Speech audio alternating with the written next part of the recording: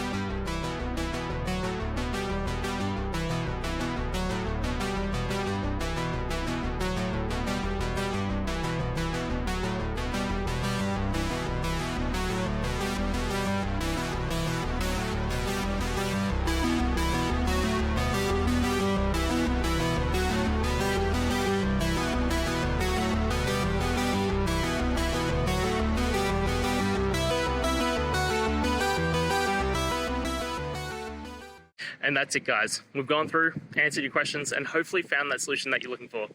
If we did, please hit subscribe. I'd really appreciate it. And until the next time you need technical help, I hope you have a good one.